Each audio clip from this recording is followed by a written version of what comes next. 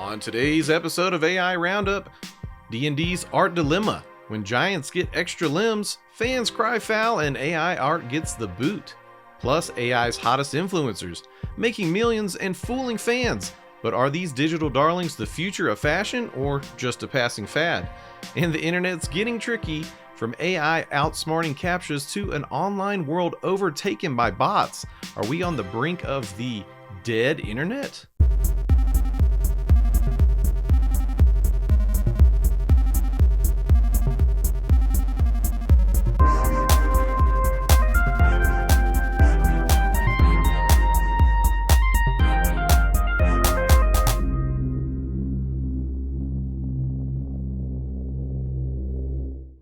All right, what's up, y'all? Welcome back to another episode of AI Roundup. I'm your host, Phil Buck, and I gotta say, it's been an amazing year. Just yesterday, my Facebook memories are popping up with images I generated, some of the first AI art I ever played with from DALL-E 2.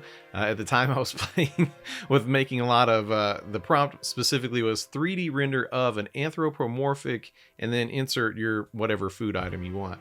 I think I made like probably 100 of them, or maybe that's an exaggeration, but I do really enjoy when these memories pop up in my Facebook memories, so I can get a look back at, what it was like and how far that we've come. Speaking of looking back, in case you missed it, some MMN events that I'd love for you to know about. On Friday, we released a new episode of 38 at 38 with special guest Kyle Spooner. It was a fantastic episode, and it was featuring a new segment, Flamingo Facts. You got to make sure you check that out. Also, in case you missed it, MSP Community Live returned on Sunday for episode 5, and that was all about ChannelCon, the recent convention in Las Vegas last week. Later on today, we've got a new live episode of Wins and Losses with Ray Orsini and Jason Slagle. And then tomorrow at 6:30 p.m. Eastern Time, the Tech Bar returns with special guest John Harden of Avix. So make sure you check all those out. Now, with all that being said, let's jump into some AI stories with our actual impact part of the show.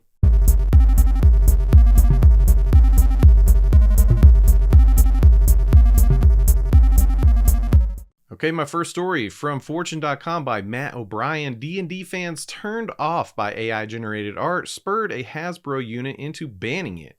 Quote, "We are revising our process." The Dungeons & Dragons franchise has announced that it will not permit artists to employ artificial intelligence technology in drawing its imaginative characters and landscapes. This decision came after fans questioned the authenticity of certain depiction of an axe-wielding giant, suspecting it was AI-generated due to noticeable glitches like distorted limbs. D&D Beyond, a Hasbro-owned subsidiary, discovered an illustrator had used AI art for artwork in an upcoming book, Bigby Presents Glory of the Giants, which is set for an August 15th release. In response, D&D Beyond stated that the artist will no longer use AI for future projects and is updating its guidelines to explicitly discourage the use of AI in art creation. Okay, so I think this is a very fruitful area to discuss what's going on with AI art. We've seen the likes of Greg Rutkowski, totally just exploited to no end, and one of the most famous artists for this kind of thing. Now, I do think there's some nuance in this part of the discussion, because this is an artist, not someone that was just making AI art and try to sell it off as they drew it by hand. This is actually someone that's been working for D&D for years, doing hand-drawn art. They were employing AI as a tool to help kind of finish their work. And I think a lot of people took issue with it, because even if you aren't fully subscribed to the idea that AI art generators are, a plagiarism engine, as a lot of people like to say it, they said that basically the artist didn't do good enough to pass it off because these glitches were visible in the art. I think that, I'll give some credit to D&D because they took a nuanced response to this as well, which is they didn't fire the artist, but they just said, hey, we don't want you to do this. And I think I get it, because right now AI art, you can't really even copyright it, at least as far as court decisions have come down. So they don't want to be selling books that contain questionable IP. I think I get it. But at the same time, I do hope artists will continue to find ways to use this. It just maybe is not this workflow that's going to fly. Moving right along, in our next story from The Verge by Amelia David. Now you can block OpenAI's web crawler. OpenAI has introduced a mechanism for website operators to prevent its GPT bot crawler from accessing their sites, which in turn prevents the data from being used to train GPT models. Operators can block GPT bot using the robots.txt file or by blocking its IP address. OpenAI clarified that it filters out sources behind paywalls, those collecting personally identifiable information, or content that breaches their policies. This move may signal OpenAI's broader shift toward letting users opt out of data use for training purposes. However, blocking the bot doesn't erase previously scraped data. While platforms like OpenAI's GPT and Google's Bard depend on the internet for training data, there's ambiguity around the specifics of their data sources. Okay, so I think this is a move in the right direction. The problem is, it sounds like it's maybe just like a band-aid. I think we do need to limit what data these bots can be trained on. I think that's really the way the people are going to take the power or keep the power away from folks that want to just create carte blanche AI bots to replace everybody. I think that we need to have the power to say what data can be used for these models, because, at a certain point, if they're just stealing all the information from humans that created this stuff, well, then that is really how we get replaced. So if you've been worried about your sites, your data being trained by these models, at least now you know a rudimentary way of stopping them. I wonder if Elon Musk wishes that he knew about this before he turned on Twitter's browsing limits, presumably for this reason, but some people say it was actually just because they didn't want to pay Google for the servers. For my last story in the actual impact segment of the show, this one is just wild to me. From the US Sun by Grace McCaskill. Meet the AI influencers already making millions from mega deals with fashion giants. Virtual influencers like Lil Makila, Emma, and Shudu have amassed significant social media followings and landed lucrative deals with prominent fashion brands such as Dior, Calvin Klein, and Prada. These AI-driven digital entities, crafted by graphic designers and AI specialists, look so real, they have successfully fooled many into believing they are human. The virtual influencer industry, already valued at $4.5 billion, is predicted to grow by 26% by 2025. Tech firms can earn up to $10,000 for a single post on these profiles in collaborations with major brands. Okay, so this is just crazy to me. I already have a lot of problem with social media influencers. Most of what they're doing already feels fabricated to me, but now we have completely AI generated social media influencers. There's so many problems with this, but we were talking a little bit about this in the MMM staff room, and one of the biggest problems is that this creates a lot of body issues, especially with fashion brands. I mean, impossible standards for people, because not only before you had people that put themselves through hell to look a certain way, to rock clothes that make you want to buy them because you think, oh, I'll look that way in this. Now you have literally impossible people generated from bits that, their body standards are based on, all this data from these people that they didn't even have to do any of the work. I don't even know what to say about this. The fact that this is making so much money, it makes me at least feel like it's important to do this show, and more specifically to make sure people are aware these things are not real. The fact that people can generate so much money off of this. If you see me retiring from AI Roundup, just know that it may be because I have been busy on Stable Diffusion creating my own social media influencer.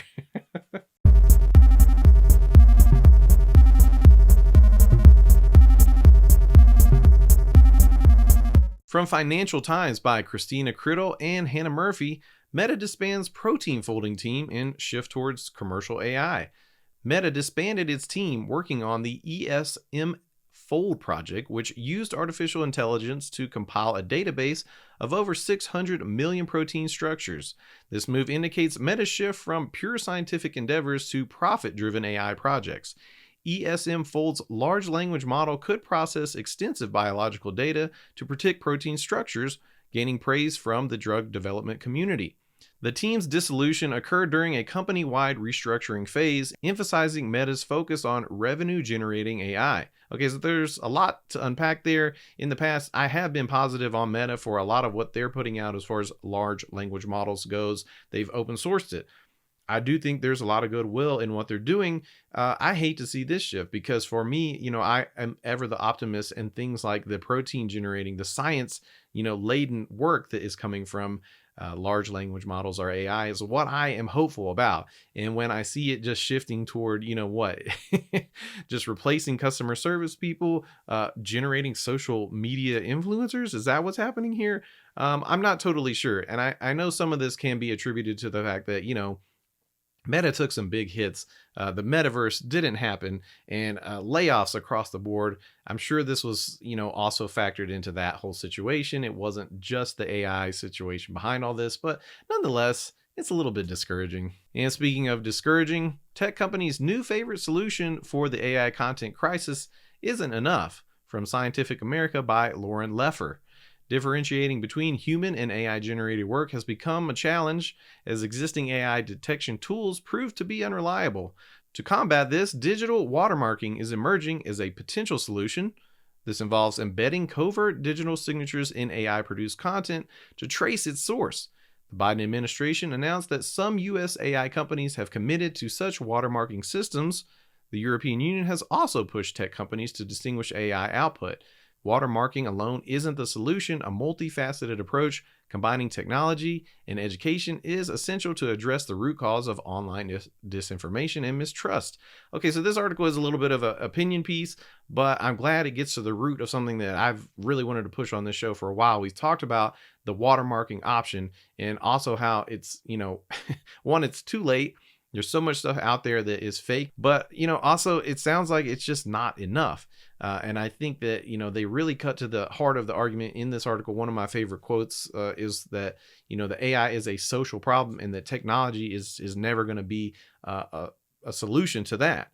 That being said, I don't think watermarking is a bad idea. I do think if there is a way to covertly embed, something like in the article they talk about, a certain amount of pixels or color shifted, or things along that line that nobody knows is being built into their images or their videos or their audio.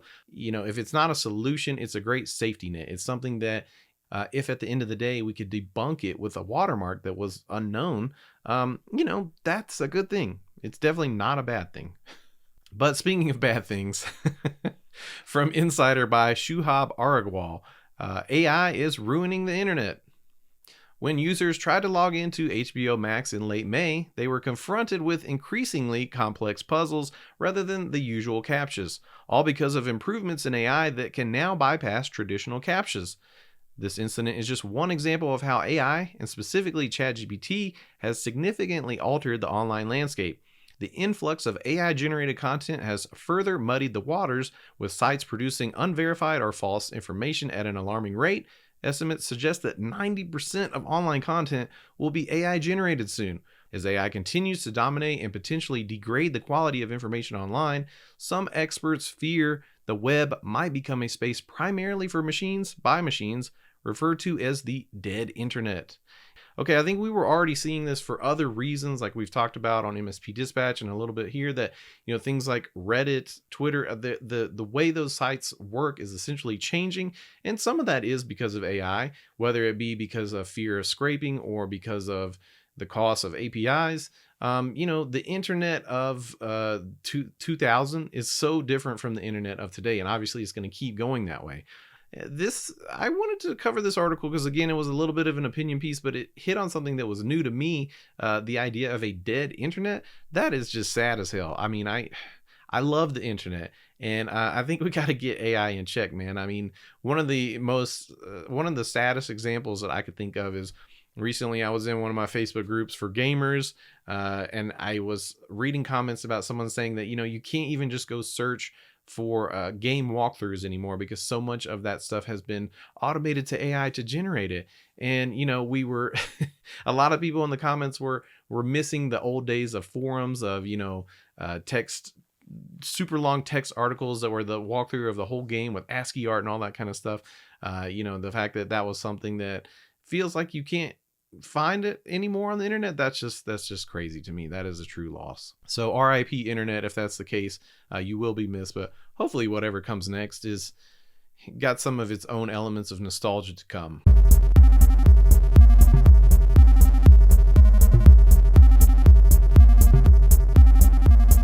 All right, guys, it's time for the return of one of my favorite segments for the show, AI Alert. This is where I give you a look at some AI art I've seen that was pretty much presented to the audience, whatever the audience was for that particular piece of art, as totally real, and it worked.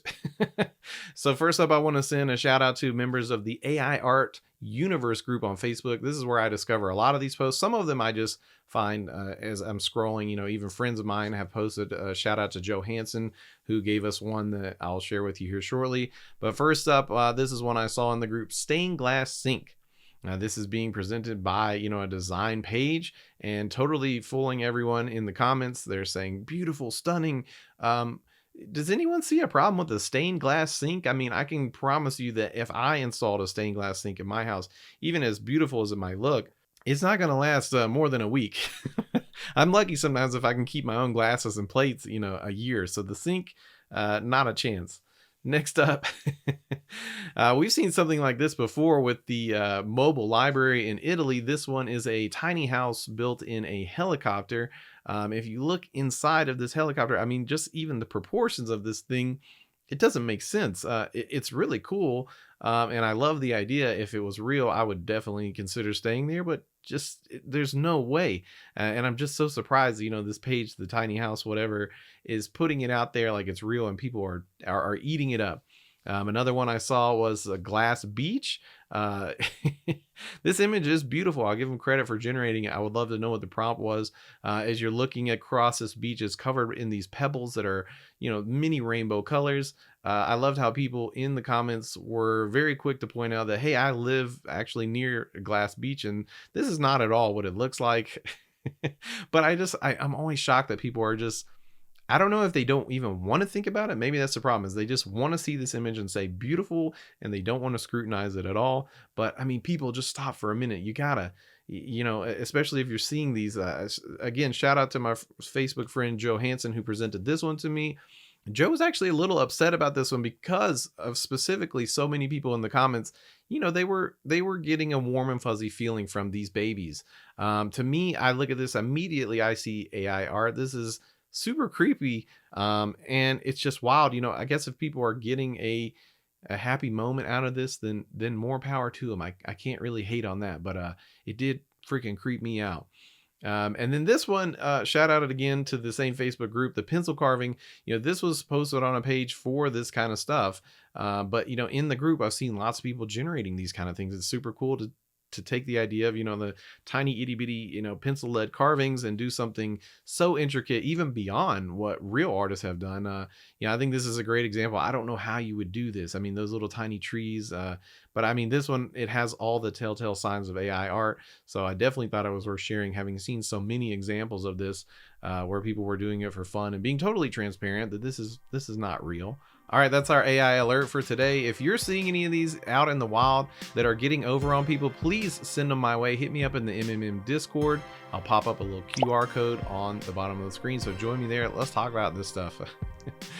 And that's our AI Roundup for today. So make sure you follow us on social media at MSP Media TV.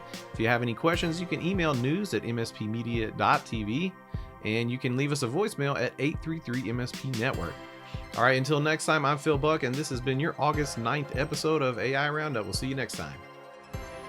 This has been a broadcast of the MSP Media Network.